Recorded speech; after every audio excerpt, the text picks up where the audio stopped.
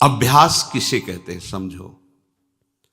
पहली बात, कल चर्चा जैसे हुई थी, कोई जब सत्संग सुनता है, संतों की वाणी सुनता है, तो उसके हृदय में सुनते सुनते बात जागृत होती है कि मनुष्य जीवन का लाभ तो प्रभु का भजन करना है, भगवान की प्राप्ति करना है। फिर उसके हृदय में इच्छा जागृत होती है कि ये बात तो भगवान की शरणागति से पूर्ण होगी, पर ये शरणागति कैसे हुआ जाता है मुझे पता नहीं। तो अब वो भ्रमण करता है, तीर्थों की यात्रा, जहाँ संत महापुरुष जन निवास करते हैं, भगवान के परम पावन लीला क्षेत्र धाम पुरियां तीर्थ आदि, इनमें वो भ्रमण करता है। उसका हृदय पवित्र होता है तीर्थों के भ्रमण से। पवित्र हृदय में उसके अंदर इच्छा जागृत होती है किसी संत महापुरुष का सानिध्य प्राप्त करने की। अब वो जब संतों का संग करता है तो उसके हृदय में संत सेवा की भावना जागृत होती है। महत सेवायाम, भगवत प्रेमी महात्माओं का सानिध्य और उनकी सेवा ये दुर्लभ बात है। देवर्षि नारद जी कहते महत संगस्तु दुर्लभ हो पर अगम्यो। उनका आदेश पालन करके उनकी रुचि में रुचि मिला पाना बहुत कठिन होता है, क्योंकि उनकी रुचि हमारी विषय रुचि को, सांसारिक रुचियों को नष्ट करने वाली होती है, और हम विषय भोक्ता, तो कहीं ना कहीं हम उनकी रुचि के प्रतिकूल चलने लगते हैं। जहां आप प्रतिकूल चले तो सबसे पहली प्रतिकूलता का प्रहार होगा उन्हीं संत महापुरुष के प्रति दोष दृष्टि, क्योंकि इसी से तुम्हारा पतन होगा।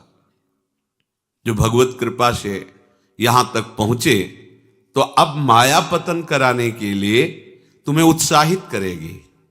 इंद्रियों के द्वारों में दैवी शक्तियां बैठ करके तुम्हें विषय आकर्षण करवाएंगी।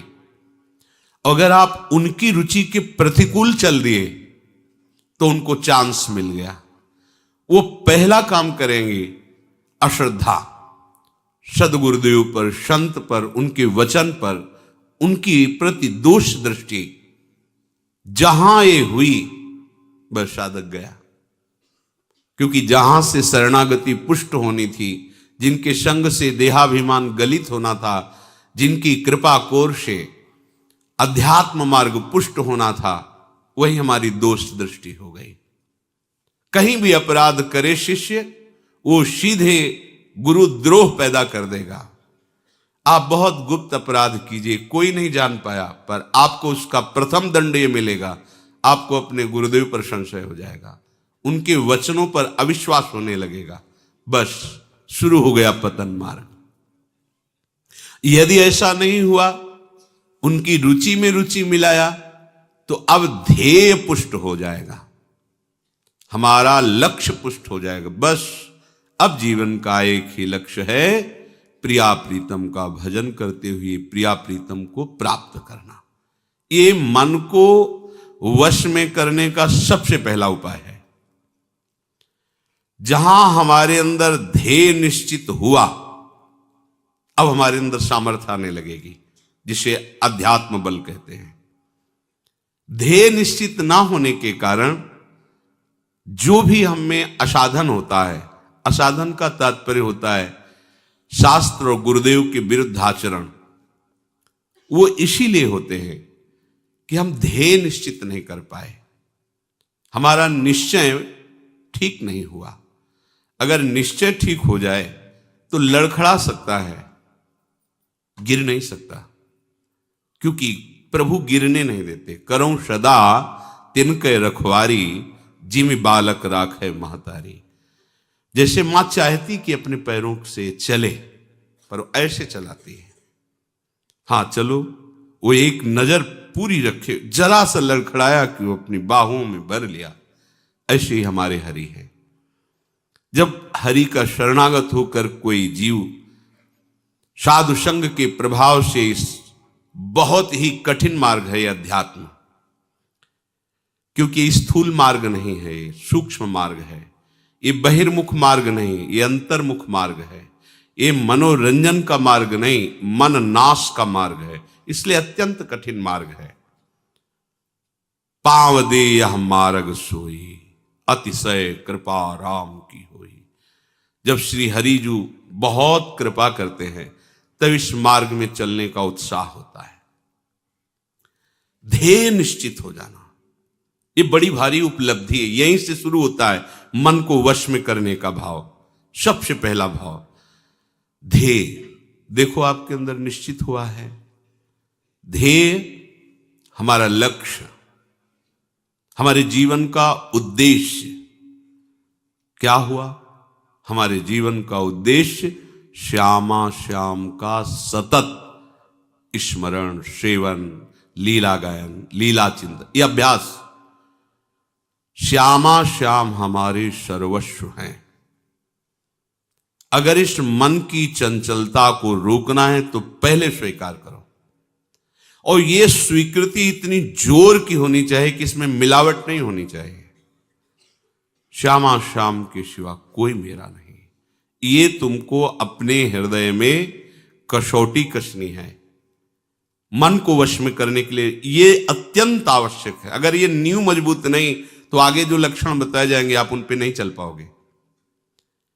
मन को वश में करने का सबसे पहला उपाय जो अभी बताया गया, ऐसे ऐसे ऐसे ऐसे, फिर साधु संग, फिर उनकी रुचि के अनुसार, फिर लक्ष्य की दृढ़ता।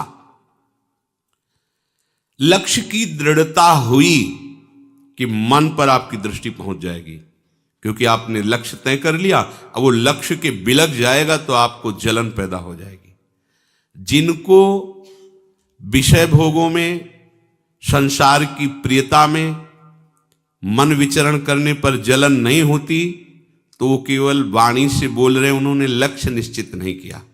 मन नहीं जाएगा, हम ऐसा नहीं कहते, जाएगा, पूर्वाभ्यास है उसका, पर उसको जलन होगी, असहनीय हो जाएगा। अपने लक्ष्य से मन को हटकर विषयों में विचरना उसके लिए असहनीय होगा। कभी शांत होगा, उसकी दृष्टि हो गई मन पर, अनुकूल चलने की नहीं, अनुकूल चलाने की। अपने आराध्य देव के अनुकूल चलाने की दृष्टि मन पे हुई है। तो मन पर दृष्टि हमारी, लेकिन तदात्म दृष्टि है, मन के अनुकूल चलने की दृष्टि है। यह संसारिकता है। अध्यात्म क्या है? मन से हटकर दृष्टा बनकर उसको देखना और अपने गुरु के अनुकूल मन को चलाना, शास्त्र के अनुकूल मन को चलाना।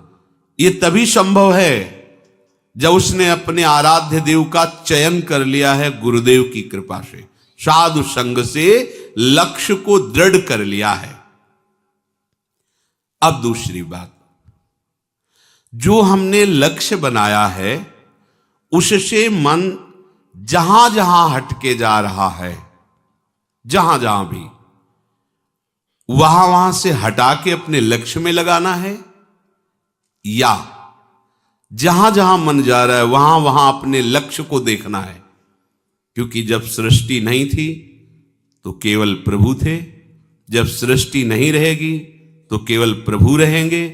तो बीच में जो कुछ बना हुआ है जड़ चैतन्य, वो मेरा प्रभु ही बना हुआ है। ये परम सत्य बात है। अब आप ये दो साधन अपनाएं। पहला लक्ष्य तो आराध्य देव, इस दूसरे में दो साधन, जहां जहां मन जाए वहां से हटाकर अपने लक्ष्य में लगाना, या जहां जहां मन जाए वहीं वहीं आराध्य देव की भावना कर लेना, बस बात बन जाएगी। आराध्य देव की भावना, मेरे प्रभु हैं, ये भी मेरे प्रभु हैं। ये जो वस्तु सामने दिखाई दी ये पहले नहीं थी, प्रभु ही थे, ये बाद में भी नहीं रहेगी, प्रभु ही रहेंगे। बीच में इस वस्तु के रूप में प्रभु ही हैं। मेरी दृष्टि काम नहीं कर रही, ठीक नहीं देख पा रही, पर हैं प्रभु ही। ऐसा शास्त्र कहते हैं, ऐसा सदगुरुदेव कहते हैं, ऐसा आचार्य कहते हैं। साधक प्रातः काल जब उठे तो गुरुदेव को प्रणाम करके निश्चय करे कि आज हम पूरा का पूरा समय आराध्य देव में लगाने की चेष्टा करेंगे। जो पूर्व में हमसे त्रुटियां हुई हैं उनको आज नहीं करेंगे, अब नहीं करेंगे, ऐसी बात नहीं। हमें वर्तमान को संभालना है, तभी आपके अंदर सामर्थ्य आएगी। आज से कभी नहीं करेंगे तो आप हो सकता है न चल पावे, क्योंकि आप में इतनी संकल्प पवित्र बुद्धि नहीं है, इतना जोर का संकल्प नहीं है कि आपने कह दिया कि आज के बाद नहीं करेंगे तो ये भीष्म प्रतिज्ञा हो गई। आप में नहीं है ऐसी सामर्थ्य। यद्यपि आप सामर्थ्यवान हैं, पर अपनी सामर्थ्य को भूल चुके हैं। तो क्या करें?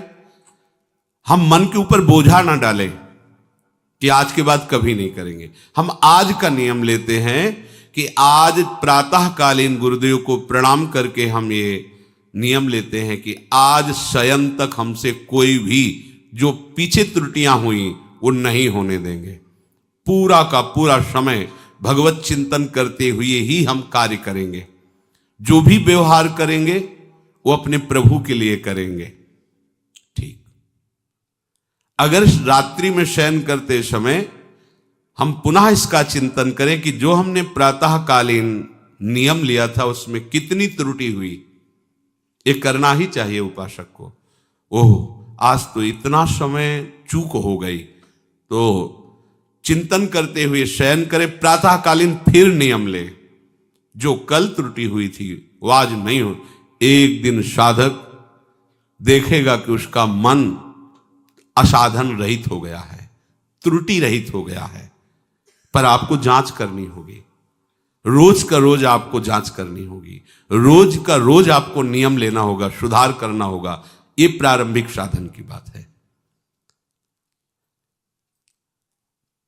तीसरी बात कह रहे हैं, मन को वश में करने के लिए नाम जप सर्व सामर्थ्यशाली साधन है। लक्ष्य श्यामा श्याम। जहां जहां मन जाए वहां से हटाकर लक्ष्य में श्यामा श्याम में लगाना, या जहां जहां मन जाए वहां श्यामा श्याम को देखने की भावना करना। प्रातः काल से शयन काल तक की दिनचर्या को जांच करके उसमें त्रुटियों को निकालना। अब ये निश्चय कर लेना कि नाम हमारा जीवन है। ये बहुत बड़ी बात।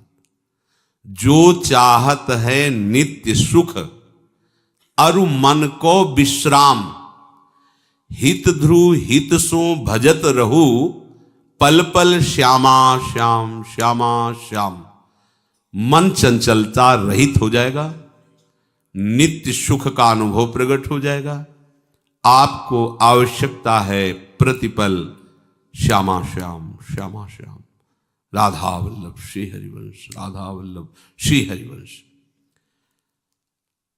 नाम जप सर्वश्रेष्ठ महामहिम भगवत प्राप्ति का, मन को शांत करने का, समस्त कामनाओं की पूर्ति का अचूक उपाय है। अचूक। आपको विश्वास करना होगा, जो चाहिए आपको प्राप्त हो जाएगा। ये 4 दिन की उकताहट वाला भाव मत रखिए कि हमको तो इतने दिन हो गए करते हुए अभी कोई लाभ नहीं। दवा चल रही है, अमोघ औषधि है। ये सबसे पहले आपकी दुर्गति का नाश करेगा, पाप का। फिर ये पाप की प्रवृत्ति का नाश करेगा, जहां से पाप पैदा होता है। दिव्य ज्ञान प्रकाशित करके रूप का दर्शन कराएगा, प्रेम की जो चाहिए। जिसने बात समझ ली हृदय से कि मन को वश में करने के लिए सबसे बड़ी अचूक साधना नाम है। गोस्वामी श्री तुलसीदास जी कह रहे हैं, राम राम जप जिय सदा सानुराग रे, कली न विराग जोग जाग तप त्याग रे। राम सुमिरत सब विधि ही को राज रे, राम को विसारिबो निषेध सिरताज रे। राम नाम महामणि फणी जग जाल रे, मणि लिए फन जिए व्याकुल बेहाल रे। राम नाम कल्प तरु देत फल चारि रे, कहत पुराण वेद पंडित पुरारी रे। राम नाम प्रेम परमारथ को सार रे, राम नाम तुलसी को जीवन आधार रे। राम नाम तुलसी को जीवन आधार रे। ऐ जीव तू सदा नाम का अनन्य बन। देखो, जो हमें सद्गुरुदेव ने अपना जीवन स्वरूप नाम दे दिया है, हम नहीं जान पाते। छोटी छोटी बातों के लिए हम अवहेलना करते हैं। उनको तो उच्छिष्ट मिलता है, हमको तो उच्छिष्ट नहीं मिलता। जिस थाल में गुरुदेव पाए तो मुख से निकाल के उसमें थोड़ी रखते हैं, तो ऐसे पा रहे हैं। और उनकी उस थाल के उच्छिष्ट का रखना चाहिए महत्व। इतना हम महत्व रखते हैं। अगर हमें जरा सा प्राप्त हो जाता है तो मन नाच उठता है, आज सद्गुरुदेव का उच्छिष्ट मिला है। लेकिन हमारी बुद्धि इस बात पे नहीं जाती कि जो गुरुदेव ने सदा अपना जीवन माना है, नाम मंत्र, सदा उसको रसास्वादन किया है, वो अंदर से हमें दे रहे हैं, उसके प्रति आपकी महत्व बुद्धि नहीं हुई। विचार कीजिए, गुरुदेव का वो उच्छिष्ट जो जीवन है, उनका स्वाद लिया है, उसका उसी में है वो, और वो दे दिए, उस पे महत्व बुद्धि नहीं है। हमें क्या दिया गुरुदेव ने? उनको तो स्वेटर दिया है, उनको माला पहनाया है, उनसे हंस के बात करते हैं, हमको क्या? ओहो, ये बाहरी चेष्टाएं गुरुदेव की कृपा मानी जाती हैं क्या? ये तो विषयी संसारी पुरुषों को मिल जाती है। संत उदार दयालु हैं। ये जो आपको नाम मिला, ओहो, इसके अनन्य हो जाओ, गोस्वामी जी कह रहे हैं। और अनन्य का भाव बड़े भाव से, यही हमारा जीवन हो जाए। जो चाहते हैं नित्य सुख और मन को विश्राम, हित ध्रुव हित सो सानुराग रे, राधा राधा राधा राधा वल्लभ श्री हरि। अमृत है अमृत, आप पान तो करो इस अमृत का, चिरंजीवी हो जाओगे। राधा राधा। इस कलिकाल में वैराग्य, योग, यज्ञ, तपस्या, बड़े बड़े दान, ये हमें आनंद प्रदान नहीं कर सकते, क्योंकि ऐसी मलिनता है कि दान दे के अहंकार आ जाएगा तो दान का काम खत्म।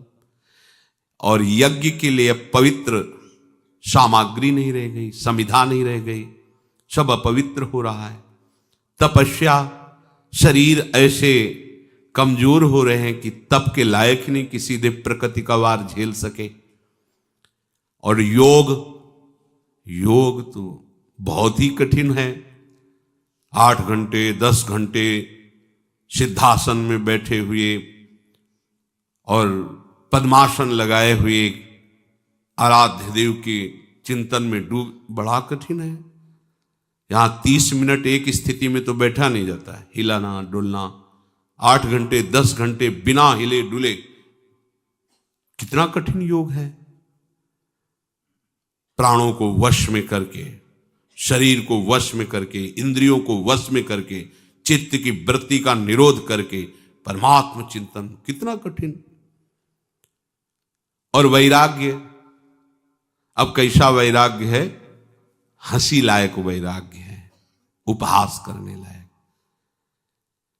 हर वस्तु, हर व्यक्ति जैसे संसार के सुखों में मगन है, वैसे ही हमारा मन भी। तो बाहर से कपड़ा बदलने से हम वैरागी थोड़ी हो गए। राग का त्याग ही वैराग है। वैराग बिना राग का, बिना आसक्ति का, विरक्त, कहीं आसक्त नहीं, ऐसी स्थिति नहीं है। सब जगह से आसक्ति हटा ली तो शरीर में आसक्ति है, अपनी इंद्रियों का दुलार। कहां वैराग? वैराग्य प्रभु के सिवा कुछ और स्मृति में नाना, यही सच्चा वैराग्य है। कोई भोग, कोई व्यक्ति, कोई स्थान, कोई मान बड़ाई, कुछ नहीं, एकमात्र आराध्य देव। ये हो गया राग रहित स्थिति। तो बड़ा कठिन है। ये सब तुम्हें प्राप्त हो जाएगा। ये अलग अलग करके निर्वाह करना कलिकाल है, बड़ा कठिन है। लेकिन इनका जो फल है वो सब तुम्हें प्राप्त हो जाएगा, एकमात्र केवल नाम का आश्रय लेने से, नाम का स्मरण करने से। शास्त्रों में दो बातें बताई गई, एक विधि और एक निषेध। ये करना है और ये नहीं करना है। कितना पढ़ोगे शास्त्र? गोस्वामी जी कह रहे हैं हम तुम्हें दो शब्दों में बता देते हैं। मेरी अनुभूति और सम्मति, प्रभु का स्मरण करना सब विधियों का परम विधि है। नाम जप रहे हो, पूरा विधि से चल रहे हो आप, और प्रभु का नाम भूल गए, सबसे बड़ी निषिद्ध बात हो गई। दो बातों में बांध दिया। विधि श्यामा श्याम का स्मरण, अब और कोई विधि हमें जानने की जरूरत नहीं। निषेध, श्यामा श्याम को भूल गए, इससे बड़ा कोई निषेध नहीं। श्यामा श्याम को भूल जाना सबसे बड़ा निषेध काम हो गया हमारे द्वारा।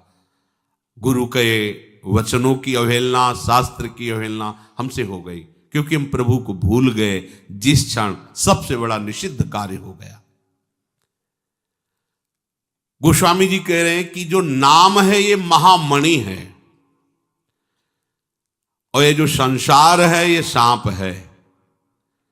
अगर ये कुछ भी तुम्हें सुख दिखाई दे रहा है इसमें, तो उसी आनंद समुद्र के एक अंश का है, और उस सुख का परम सुख नाम, उसको ले लो, संसार से अलग कर लो। जैसे सांप से मणि अलग कर लो तो फण पटक कर मर जाएगा, ऐसे ही तुम नाम शुरू करो, ये संसार मर जाएगा।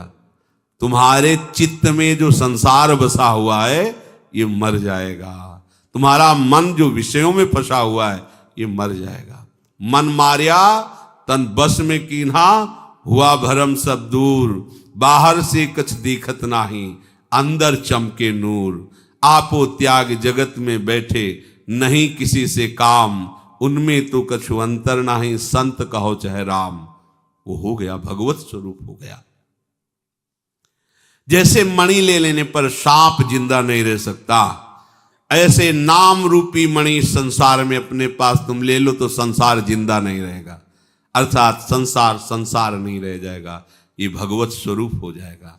ये जो हमें जन्म जन्मांतर से भटकाना, आकर्षित करके विषयों में गिराना, ये इसकी अब सामर्थ्य नहीं रह जाएगी, क्योंकि नाम रूपी मणि हमारे पास है।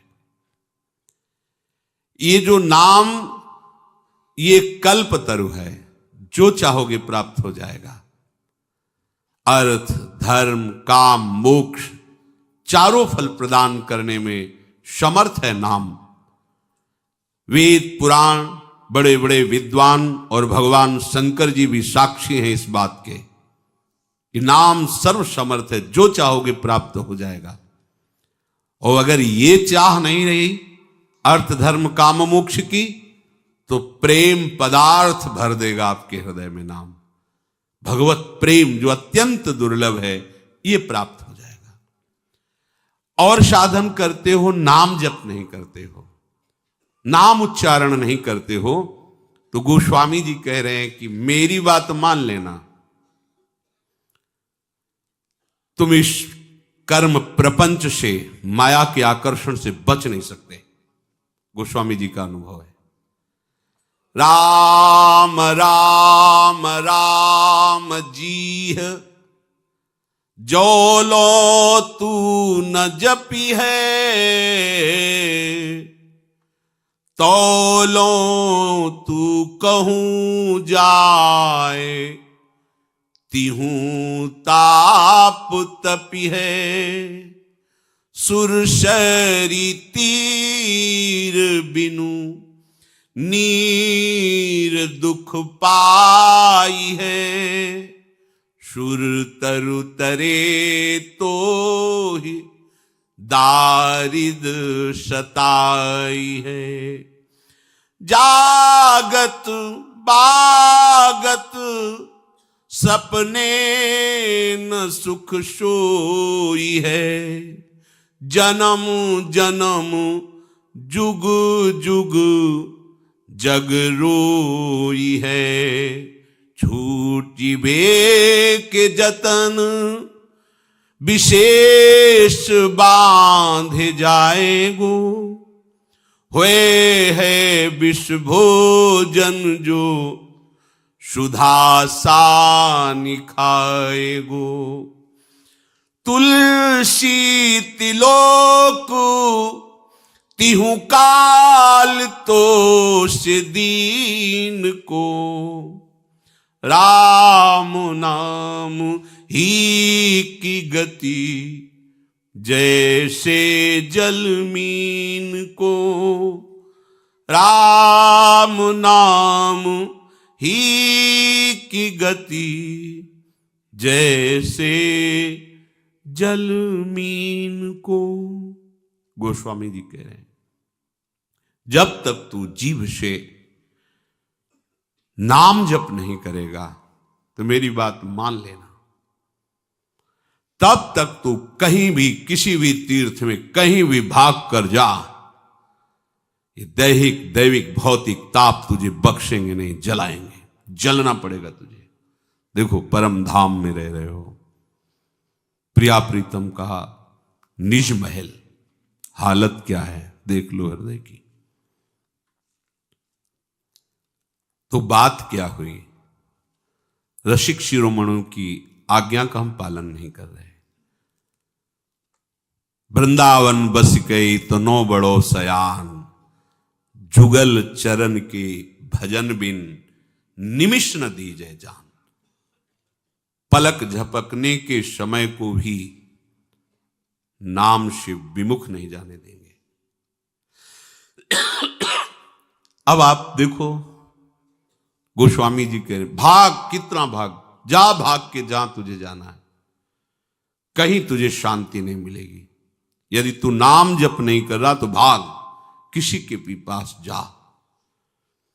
पूज्य श्री राधा बाबा के पास जब कोई जाता और प्रश्न करता भागवती, तो बाबा पूछते कितना नाम जपते हो, जाओ कम से कम 1 लाख रोज नाम जप करो, फिर 1 महीने के बाद आना, प्रश्न करोगे तो हम उत्तर देंगे तो शायद समझ पाओ, नहीं ऐसे तुम्हारी बुद्धि उत्तर नहीं समझ पाएगी। नाम कहीं भी तू भाग के जा, तीनों ताप तुझे बख्शेंगे नहीं, जलाएंगे, यदि नाम जप नहीं कर रहा। और सुन ले, गंगा के समीप जाने पर भी तू बिना पानी के तरस कर मरेगा, तुझे पीने को नहीं मिलेगा। आनंद सिंधु मध्य तो वासा, पानी में मीन प्यासी मुझे सुन सुनी आवे हाशी। आनंद समुद्र के यहां रहने पर भी हम आनंद से वंचित हैं। क्यों? क्योंकि नाम जप नहीं है। गोस्वामी जी का यही भाव, सुरसरी तीर बिर नीर दुख पाई है। अगर तू सोचेगा कि गंगा जी अंतिम समय हमें मिल जाएंगे, हमारा कल्याण हो जाएगा, तो वहां तक पहुंच नहीं पाओगे। बिना गंगा जल के तुम्हारे प्राण छूट जाएंगे, क्योंकि तुमने नाम जप नहीं किया। पक्की बात है। एक पूज्य श्री भाई जी ने घटना बताई कि एक ऐसे थे कि जो भी सामने जाए उसका नाम बता देना, उसके मन की बात बता देना, तुम इस काम के लिए आए हो, वो सब बता देना। बड़ा उनका यश हुआ कि बड़े सिद्ध पुरुष हैं। भाई जी गए, वहां पहुंचते ही भाई जी ने उनको देखा तो बोले ये तो भक्ति विहीन है, भक्ति तो है नहीं इनके अंदर, पर ये बातें कहां से जान जाते हैं। वो पूरी भीड़ के साथ जब व्यवहार सब हो चुका, एकांत हुए, तो भाई जी शादी पोशाक में रहते, धोती कुर्ता चश्मा। तो पहली दृष्टि में तो सबको यही लगता था साधारण एक गृहस्थ आदमी, थोड़ा पवित्र धोती कुर्ता। भाई जी ने कहा 1 मिनट आपसे बात करना चाहते हैं। करिए। बोले नहीं, एकांत में, वो आपके हित के लिए है, अगर हम सबके बीच में करेंगे तो आपका अहित हो जाएगा। तो दृष्टि में जब दृष्टि मिली तो उनका हृदय कांप गया, क्योंकि भागवतिक दृष्टि में एक पावर होता है। एकांत हुए तो उन्होंने कहा आपको कोई भागवतिक सिद्धि तो है नहीं, फिर आप दूसरे के मन की बात कैसे जान जाते हैं, आप स्पष्ट मुझे बताइए। तो हाथ जोड़ा और कहा हमारी बात किसी से कहना नहीं। हमने एक यक्षिणी सिद्ध की है, और कान में उन्होंने ऐसे गमछा से ढके दिखाया तो इतना मल शौच यहां कान में लगाए थे। उस अपवित्र स्थान में यक्षिणी बैठती थी, वो कान में बता देती इसका ये नाम है, इस काम के लिए आया, ये भावना है। बोले मुझे यक्षिणी सिद्ध है। इस उनका इससे क्या होगा, 4 लोग तुम्हें प्रणाम करेंगे, धनराशि देंगे, वस्तुएं देंगे, क्या होगा, तुम्हारी दुर्गति तुम्हें इंतजार कर रही, बख्शेगी नहीं, मान लो मेरी बात। पर वो भक्ति ऐसे थोड़ी हो जाती है। भगवान की जब विशेष कृपा होती तब ये सब प्रपंच से हटकर प्रभु का भजन होता है। तो भाई जी ने बताया कि उन्होंने एक दिन यक्षिणी से पूछा कि हमारी मृत्यु कब और कहां कैसे होने वाली है। तो उसने बताया अमुक दिन में इतने बजे मृत्यु होने वाली। तो उनको भाई जी की बात ध्यान आई कि दुर्गति इंतजार कर रही। तो पास में नर्मदा जी थी, तो उन्होंने सोचा जाकर नर्मदा में खड़े होकर के और भगवान नाम उच्चारण करेंगे और उसी समय मृत्यु आ जाएगी, मेरा काम हो जाएगा। उठा के पटक दिया यक्षिणी ने, कहा जिंदगी भर हमें अपनी गुलामी में रखा, अब तुम्हें हम जाने देंगे, हमारा चिंतन करके मरो और हमारे आदेश में रहो, तुम भी यही बनो। ये गोस्वामी जी जो कह रहे इस बात को समझो। सुरसर तीर बिन नीर दुख पाई है, सुरतर उतरे तो दारिद सताई है। कल्प वृक्ष भी मिल जाए तो तुम दरिद्री ही बने रहोगे, क्योंकि नाम रूपी धन नहीं। ये संसार के भोग, संसार की वस्तुएं, संसार का वैभव ऐसा है कि जितना बढ़ता जाता है उतनी भूख बढ़ती जाती है, उतने गुना। 100 रुपये से पहले काम चल जाता था तो 200 की आकांक्षा हुई, जब 2 लाख रुपए हो गए तो 4 लाख की आकांक्षा हुई, जब 4 लाख रुपए हो गए तो 8 लाख की आकांक्षा हुई, जब करोड़ों में खेलने लगा तो अरबपति बनने की इच्छा हुई, जब अरबों आ गए तो भारत का सबसे बड़ा धनी बनने की इच्छा हुई। भारत का धनी बन गया तो विश्व में सबसे ज्यादा धनाढ्य मैं हूं, अगर वो भी हो जाए तो देवराज के पद की भावना जागृत हो। ये सुरसा है, सुरसा। ये दुगना अपना मुख बढ़ाती चली जाएगी। कितना आप कामनाओं की पूर्ति, कामना करने से कामना की पूर्ति थोड़ी हो जाएगी। उसके लिए तो तप चाहिए, पुण्य चाहिए, भजन चाहिए। लोग जो कहते ना हमारी कामना की पूर्ति, तो आप उतना भजन कीजिए। कामना क्या, आपको ब्रह्म पद मिल जाएगा, मोक्ष पद मिल जाएगा, प्रेम प्राप्त हो जाएगा। तो साधारण विषय क्या है, पर उतना नाम जप कीजिए जो तुम्हारे पापों का पहले नाश करे, जो दुख देने के लिए उतावले हैं, जो तुम्हारी दुर्गति करने के लिए तुम्हारे कर्म गरज रहे हैं, नाम पहले उनको नष्ट करेगा। उसी बीच में तुम्हारी अश्रद्धा हो जाती है कि इतने वर्ष हो गए नाम जपते हुए, कुछ वो पूरा मिटिया मेट कर देगा। नाम कोई भी दुख देने वाला नहीं रखेगा आपके पास। महामंगल मोद 10 दिशाएं आनंदमयी, चुपचाप जपते रहिए। अगर नाम जप नहीं है, को कल्प तरु के समीप जाने पर भी तुम दुख से नहीं बच सकोगे, दरिद्र बने रहोगे। क्यों? क्योंकि कामना बढ़ती रहेगी। कामना का विश्राम नहीं हो सकता। बिना नाम जप के। कल्पतरु जो चाहे वो इच्छा पूर्ति करता है, लेकिन कल्पतरु के नीचे जाए कहते प्रिया प्रीतम के दर्शन हो जाए, कल्पतरु में सामर्थ्य नहीं है। प्राकृतिक वस्तुएं देने की सामर्थ्य है, और प्राकृतिक वस्तुएं भोगने वाला उपासक निर्भय नहीं होता, भयभीत रहता, विषादग्रस्त रहता है। तो कल्पतरु के नीचे है तो कोई कामना प्रतिकूल भी हो सकती है, क्योंकि निर्भय तो है नहीं। एक व्यक्ति कल्पतरु के नीचे गया, उसे पता नहीं था कि कल्पतरु की ऐसी महिमा होती। बहुत सुंदर छाया है, अगर बढ़िया भोजन मिल जाता, मिल गया सुंदर भोजन, हाँ, अगर शीतल जल मिल जाता, जल मिल गया, अगर सुंदर सैया होती, सैया प्रकट, क्योंकि जो इच्छा करोगे कल्पतरु प्राकृतिक, आराम से लेट गया।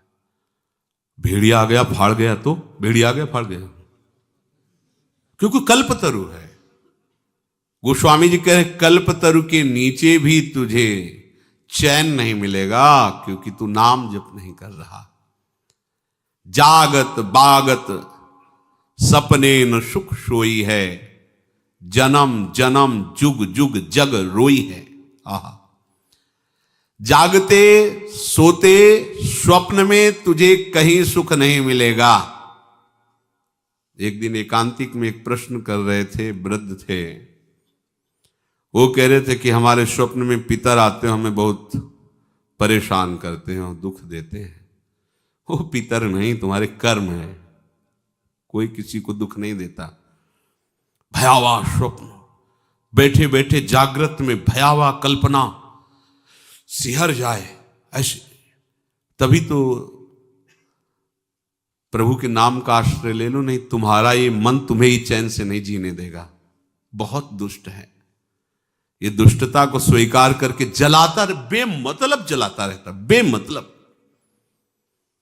अब उसे कोई बहुत दुलार कर रहा है, अब वो संशय कर लिया, अगर ये उसको प्रेम करने लगेगा तो हमें छोड़ देगा, हमें छोड़ देगा तो हम किस काम के रहे, है नहीं कुछ। और इसी को गंभीरता से लेके डिप्रेशन में पहुंच गया, उसको पता भी नहीं है वो कष्ट। जिस वस्तु से सुख ले रहा है, अगर ये वस्तु खत्म हुई, आगे ना मिली तो फिर क्या होगा, अगर ये व्यक्ति मर गया तो क्या होगा, क्या कल्पना करके ऐसे भय उपस्थित करके उसे दुखी करना। जागत, देखो ना, इतना वो परेशान हो जाते हैं मन से कि व्यसन करते हैं कि थोड़ी देर मन बेहोश हो जाए। अब उनको एक दवाई मिल गई मन को शांत करने की, व्यसन वो और गंदा कर दिया मन को, और उसको दवा एक ही है, नाम। जागत, बागत माने सोते हुए, स्वप्न में भी तुझे कभी शांति नहीं मिल पाएगी, सुख नहीं मिल पाएगा यदि नाम जप नहीं कर रहा। जागत बागत सपने ना सुख सोई है, जन्म जन्म जुग जुग जग रोई है। नाम जप नहीं, भगवत आराधना है, तो बाहर इससे बचाव नहीं हो सकता। वृत्ति गिरेगी, बलवान इंदी ग्रामो विद्वानम अपि कर्षति, भ्रष्ट हो गए। और व्यभिचारी की कहीं शुभ गति होती क्या? असत आचरण करने वाले को कहीं शांति मिल सकती है क्या? अधर्म आचरण करने वाले को कहीं सुख का अनुभव हो सकता? कदापि नहीं। बस वो भ्रम में जीता रहता है, दुर्गति को प्राप्त होता है। छूटीबे के जतन विशेष बांधे जाएगो, बंध गया विशेष। क्या हुआ? नाम जप नहीं, भजन नहीं है, होए है विष भोजन। देखो अच्छे अच्छे पदार्थ, सात्विक पदार्थ, क्योंकि पंडित जी हैं, विद्वान हैं, सात्विक पदार्थ समाज में सम्मान। वो सात्विक पदार्थ क्या बन रहा? विष, क्योंकि इतना गिरकर विषय सेवन विषित हो गया। वही है विष भोजन जो सुधा सान खाए। अमृत भी सान के खाओगे तो विष बन जाएगा, और नाम जप कर रहे हो तो कोई विष मिला के देगा तो अमृत हो जाएगा। गरल सुधा रिपु करहि मिताई, गोपद सिंधु अनल सितलाई। नाम की अपार महिमा। गोस्वामी जी कह रहे हैं कि मुझ दीन को तो तीनों लोकों में और तीनों कालों में एकमात्र नाम का भरोसा है। मैं ऐसे जीवित हूं नाम से जैसे मछली जल से। कैसी स्थिति नाम में है गोस्वामी जी की, अपनी स्थिति बता रहे हैं। जैसे जल मीन को, अगर मछली को जल से हटा दे तो मर जाएगी, ऐसे गोस्वामी जी के मेरा जीना मेरा जीवन नाम में है। ये जीवन आधार, राम नाम तुलसी को जीवन आधार रे। तुलसी तिलोक तिहु काल तो से दीन को, राम नाम ही की गति जैसे जल मीन को। ये है नाम का स्वाद। अगर नाम नहीं तो ध्यान रखना, छूटिबे के जतन विशेष बांधे जाओगे।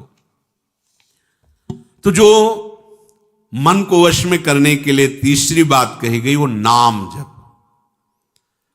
नाम जप में दो बातें ध्यान रखनी है। एक तो जब हम जप कर रहे हैं तो जल्दीबाजी नहीं होना चाहिए कि आप उसे देख ही नहीं पाए। अब हम बोल रहे हैं राधा, राधा, रा बड़ा की मात्रा, धा बड़ा की मात्रा, राधा, राधा, राधा। आप देखना रोमांच होने लगेगा, आपको रोना आने लगेगा। Other other other other other other other, थोड़ा टिके को भाग जाएगा मन। अब राधा राधा जिब्या बोल रहे लेकिन मन नहीं पकड़ रहा। अच्छा है, उसमें भी मंगल होगा, घबराना नहीं है। पर इसको वश में करने के लिए है ये जो उपाय बताया जा रहा है, नाम को लंबा खींचिए। इसमें लिखा हुआ है यद्यपि आपकी संख्या कम होगी पर लाभ बहुत अधिक होगा। जैसा प्राय चर्चा में कहा जाता है कि नाम को, मंत्र को देख के जपिए। सामने लिखा हुआ मंत्र, एक एक अक्षर मात्रा, आंख खुली है या आंख बंद है, हम उसका दर्शन कर रहे हैं, उच्चारण कर रहे हैं। और दूसरी बात, बिना सुने उस नाम को, अगले नाम को उच्चारण मत कीजिए। पहले देखिए और फिर सुनिए।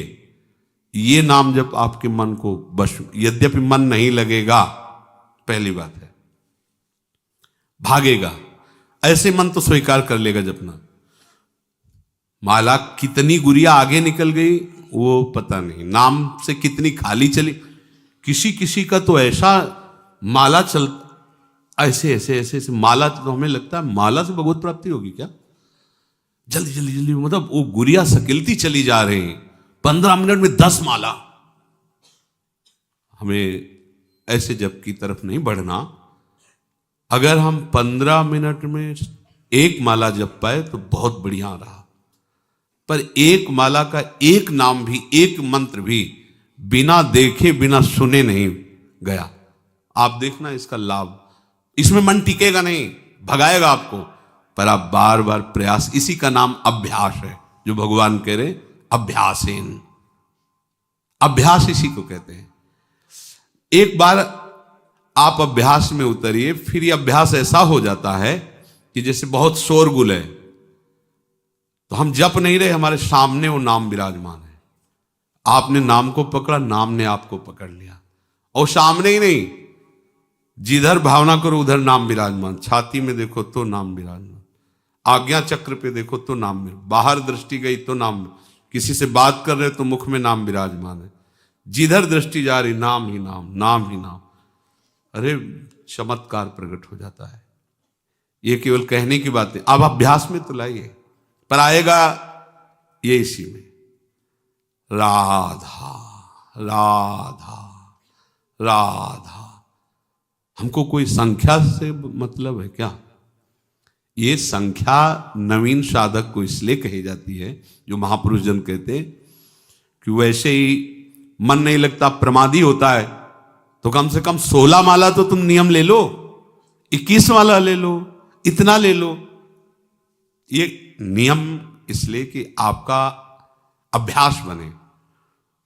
पर खास जोरदार बात जो मन को वश में करने की है वो गिनती से नहीं है। मन गिनती से वश में नहीं होता। समय काटता रहता, माला पूरा हुआ रख दिया और बस प्रपंच में घूमता रहता है।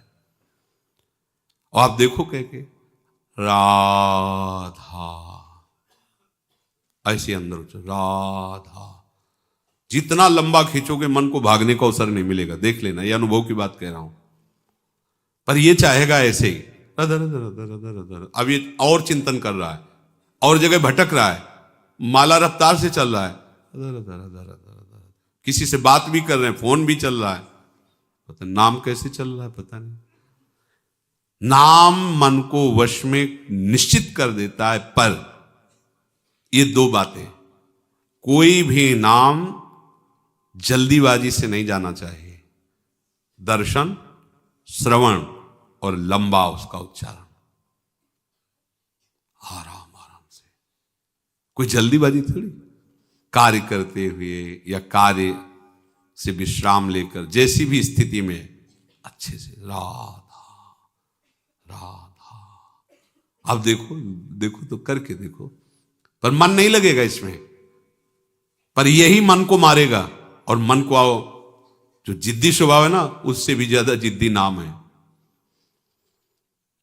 अरे सबके मन का अधिष्ठात्र जो मनमोहन है, जब उसको घसीट के सामने कर देता है तो औरों की तो बात ही क्या है।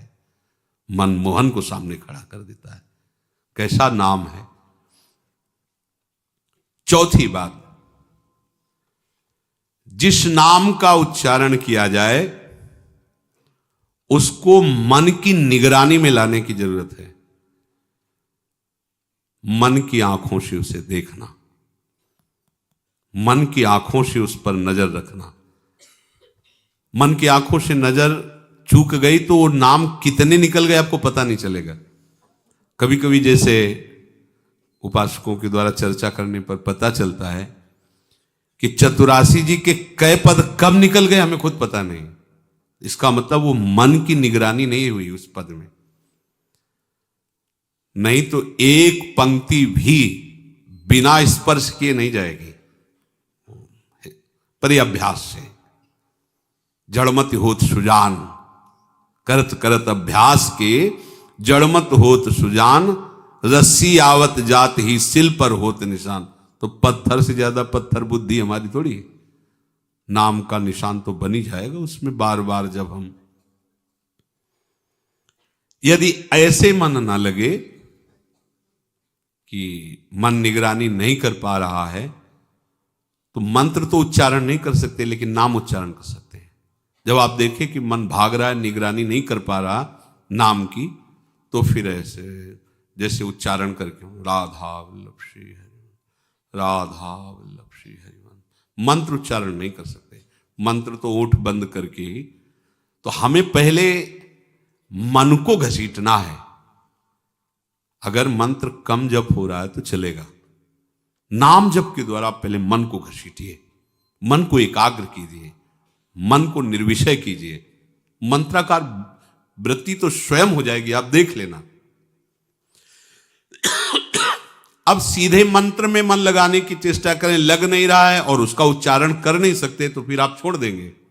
छोड़ो, आ जाओ नाम में, राधा वल्लभ श्री हरिवंश, राधा वल्लभ श्री हरिवंश। अगर इतने से भी काबू नहीं हो तो मंजीरा उठा लो, रख दो माला, और राधा वल्लभ श्री हरिवंश, श्री वृंदावन श्री वनचंद 1 घंटा भनभना दो एकदम, जैसे भौरा नहीं, राधा वल्लभ श्री हरिवंश, राधा, कुछ और न सुनाई दे और न दिखाई दे, एकांत राधा वल्लभ, ये सब ठीक हो जाएंगे। मान लो यही किया है, जो खाया है वो आपको बता रहे हैं।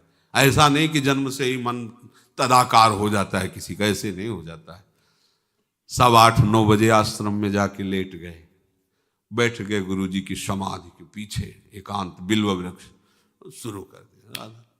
जो उस समय 11-12 बजे रात तक जाके लेटे, थोड़ी देर लेटे, फिर स्नान करें, फिर ऐसी लगन थोड़ी लगी थी। सुबह 4 बजे रामायण प्रारंभ की, अयोध्या कांड पूरा करके, बाल कांड, अयोध्या कांड, ये बड़े कांड है, पूरा करके ही उठे।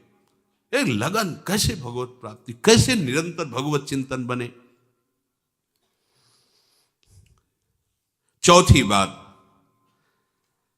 राग रागिनियों में नाम को करके उसकी ध्वनि में चलना।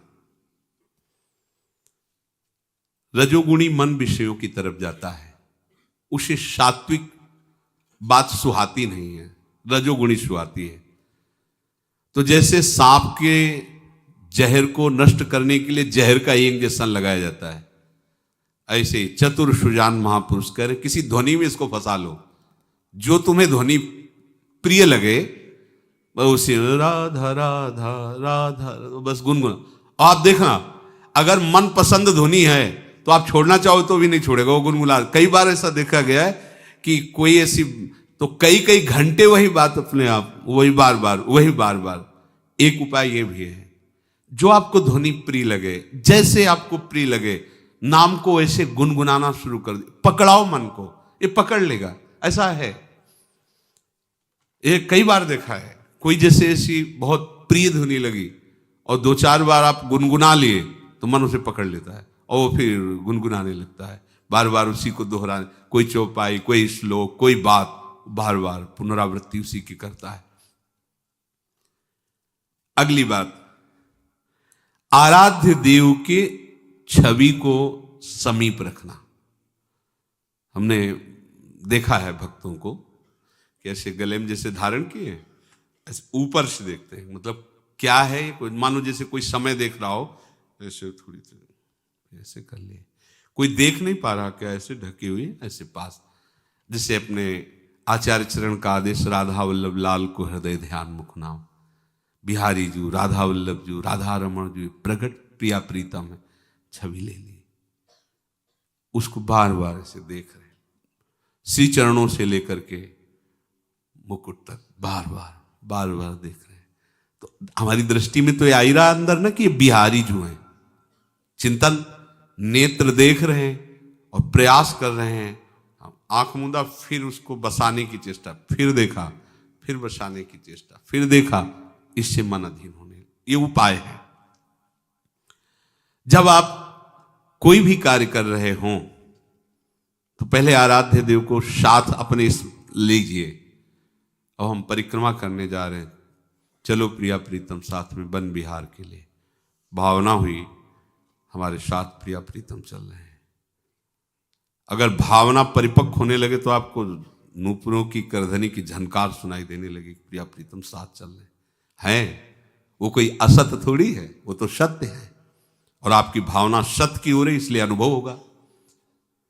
कोई भी कार्य, सोहनी लगा रहे हैं, प्रिया प्रीतम हमारे साथ है, खेल रहे हैं, सोहनी लगा रहे। हमें चाहिए कि अपने आराध्य देव की या गुरुदेव की छवि अपने पास रखो, बार बार उनको देखते रहे। ध्यान मूलम गुरु मूर्ति, पूजा मूलम गुरु पदम।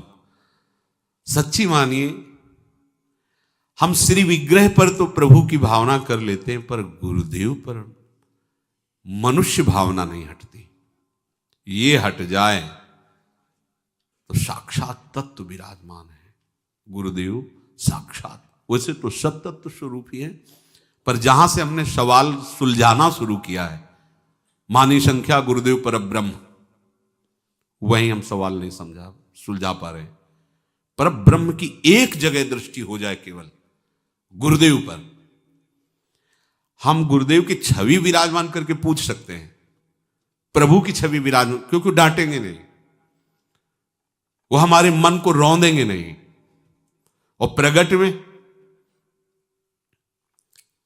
सुरपति नरपति लोकपति जिनके भावे घास, तुम क्या हो। फिर वो जो उनका वो अभिमान जो हमारा, वो हमको वहां भगवत भाव नहीं होने देता। ये भी तो ये पहनते हैं, ये भी तो ये ऐसे करते हैं, ये भी तो ऐसे। हमारी दृष्टि एक पार्थिव दृष्टि रहती, भागवतिक दृष्टि नहीं हो पाती। हम गुरु को बहुत साधन मानते हैं, साध्य भाव नहीं मान पाते। गुरु वही मंत्र दे दिए, उससे भगवत प्राप्ति होती है, तो बस ठीक है, मंत्र ले लिया, भजन करेंगे, उसमें एक साधन या बहुत एक अच्छा साधक, अच्छा साधु। लेकिन साक्षात जिस आराध्य देव को प्राप्त करना है, वो अपने रहस्य को बताने के लिए, मेरी भाषा में बोलने के लिए, मेरे जैसा व्यक्ति समझ पावे उस गूढ़ रहस्य को, ये ऐसा प्रगट रूप धारण करके हमारे सामने बैठे, हमारी ऐसी श्रद्धा नहीं हो पाती। ध्यान मूलम गुरु मूर्ति, पूजा मूलम गुरु पदम, मंत्र मूलम गुरु वाक्यम, मोक्ष मूलम गुरु कृपा। प्रभु का रूप या सदगुरुदेव का रूप, उसको बार बार देखना, बार बार, इससे मन अधीन हो जाता है। प्रभु देख रहे हैं ना आपकी चेष्टा, कि आप अपने मन को लगाना चाहते, तो आपके उस अभ्यास से नहीं हुआ, उनकी कृपा कोर से हो गया। अभ्यास की पुष्टता वैराग्य से होगी। दो बातें भगवान ने कही, अभ्यासेन च वैराग्य। वैराग्य किसे कहते हैं? भोगों में किंचन मात्र राग ना रह जाना, इसे वैराग्य कहते हैं। पूरे इंद्रियजन्य भोगों के संयोग में सुख भाव ना रह जाना। अभी क्या होता है कि हमारे लिए ये ठीक नहीं है करना, पर अंदर से सुख बुद्धि रहती है, इसे वैराग्य नहीं कहते। अंदर से उसके प्रति सुख भाव खत्म हो जाना। मन उतना ही तुम्हारा निर्मल और प्रभु में स्थिर होने लगेगा जितना ये भोगों से राग रहित होगा। संसार का राग सर्वथा हटने पर मन प्रभु का चिंतन स्वाभाविक करने लगता है। पुराने संस्कारों के कारण मन में जब स्फुरना आए तो उससे न राग करो न द्वेष करो, उदासीन हो जाओ। सुनो ही मती मन की बात, वो गंदी बातें फेंक रहा है, संसार की बातें फेंक रहा है, हमें नहीं सुनना, उपेक्षा कर दो, उदासीन हो जाओ। वो जब देखेगा कि आप उसकी बात नहीं सुन रहे तो स्फुरना ही मिट जाएगी।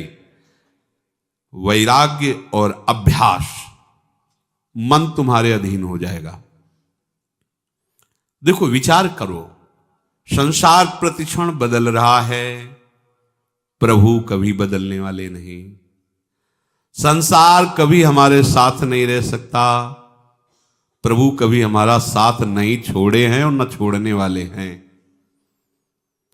पुरंजनोपाख्यान में भागवत में आता है कि जब पुरंजन पुरंजनी पर बहुत आसक्त हो गया तो अगला जन्म स्त्री का हुआ, और फिर उसके ब्याह हुए तो जब पति युद्ध में मारा गया तो उसमें वो बहुत विलाप कर रही थी। तो भगवान प्रकट हुए और कहा कि तुम जानते नहीं हो, तुम स्त्री नहीं हो, तुम पहले पुरंजन थे, स्त्री में आसक्त हुए तो तुम स्त्री बन गए आकर।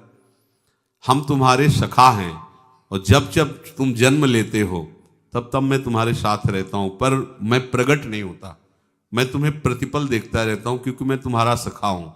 हमारा परिचय है अविज्ञात सखा, पुरंजनोपाख्यान में आता है अविज्ञात सखा, जिसको तुम जानते नहीं हो, पर मैं तुम्हारा सखा हूं, मित्र हूं।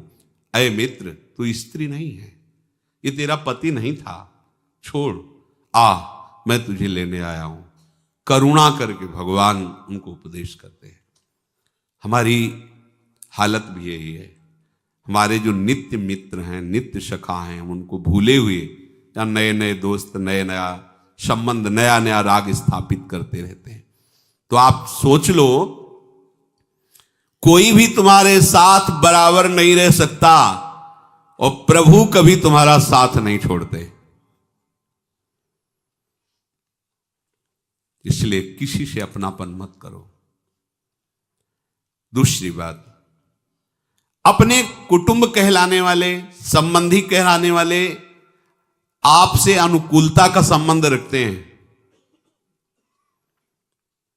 ये अपने कहलाने वाले जितने कुटुंबी संबंधी हैं, वे केवल हमसे संबंध अनुकूलता का रखते हैं, अन्य नहीं रखते। अपनी सामर्थ्य, अपनी योग्यता, अपने पास कुछ है तो ये हमको प्यार करते हैं, नहीं अगर कुछ ना उनको समझ में आवे तो नहीं प्यार करेंगे, पता चल जाएगा। इसलिए आप विवेक पूर्वक ऐसा जो मित्र है, जो हर स्थिति में आपको प्यार करता है, उस प्रभु को स्वीकार कीजिए। आप विचार कीजिए, जैसे आप शराब है, मांस है, अंडा है, एक गंदा आहार है, इसको आप पाप देखते हैं, निषिद्ध देखते हैं, तो आपका मन कभी नहीं जाता इस पर। और जो गंदे आचरण हैं वो हैं तो इन्हीं के समान, फिर आप उसे क्यों स्वीकार नहीं करते? सोचो, आपको कोई परोसे तो क्या आप मांस खा लोगे? वैष्णव हो, आपको कितना बुरा लगेगा। तो आपको जो प्रभु से हटा दे ऐसी वस्तु, ऐसी क्रिया, ऐसी चेष्टा, आपको बुरी क्यों नहीं लगी? उसके समान क्यों बुरी नहीं लगी? आप विचार करो, जो निषिद्ध है सो निषिद्ध है। पूरा का पूरा व्यवहार आप इसमें कसौटी पे कसिए। जो नहीं करना चाहिए वो उसी लाइन पे है। जैसे मांस नहीं खाना चाहिए, मदिरा नहीं पीना चाहिए, तो उसी लाइन पे व्यभिचार भी है, उसी लाइन पे ब्रह्मचर्य का नाश भी है, असत्य भी है। जो निषिद्ध है उसमें कुछ तो आपने निषिद्ध मान लिया तो आपका मन नहीं जाएगा, देख लो। लेकिन कुछ को आप निषिद्ध जानते हुए भी सुख बुद्धि से आप नहीं मान रहे, इसीलिए गिर रहे हैं।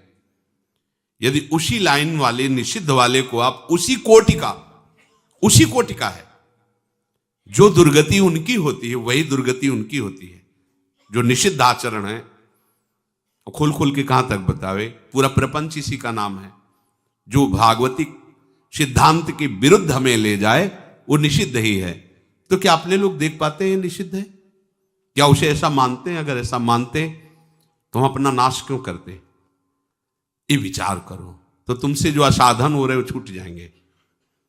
जैसे कोई हमको कितनी भी मित्रता के दबाव में आकर शराब नहीं पिला सकता, मांस नहीं खवा सकता, ऐसे ही कोई कितना भी मित्र हमसे गंदे आचरण नहीं करा सकता, प्रभु का स्मरण नहीं छुड़ा सकता। ये कब हो सकता है? जब उनको आप उसी बुराई को उसी बराबर लेवल से देखिए। पर हम कुछ को तो देखते हैं कि बुरा है, हमें नहीं करना। कुछ को बुरा जानते भी हैं, हल्का सा मानते भी हैं, पर अंदर से सुख बुद्धि करके उसमें हम रमण करते हैं। चाहे स्वयं से चेष्टा हो, चाहे दूसरे के संग से चेष्टा हो। कई ऐसी बुराइयां हैं जिनको हम उस तरह से उस पंक्ति में नहीं रख पा रहे हैं। यही हमारे मन की मलिनता का स्वरूप होता है। साधन करने पर भी मन जो वश में नहीं हो रहा, तो ये जो निषिद्ध हैं उनको हम उस कोट से नहीं देख पा रहे। क्या मिल जाता है झूठ बोलने से? क्या मिल जाता है गंदी बात करने से? क्या मिल जाता है गंदी क्रिया करने से?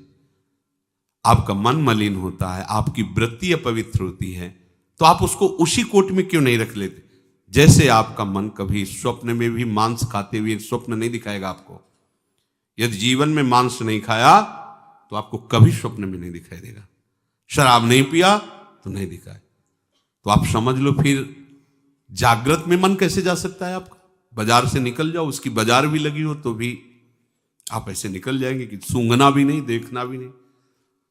तो भगवान जो और निषिद्ध कार्य बोले कि ये नहीं करना, उसके प्रति आपकी श्रद्धा क्यों है? वो भी तो उसी पंक्ति में है, वो भी तो वही कार्य करेंगे। जो वो कार्य करेगा वही वो कार्य करेंगे। निषिद्ध कार्य हमको अधर्म में लगाकर भगवत विमुख कर देगा। तो हम अपनी इस कमजोरी को छोड़ें।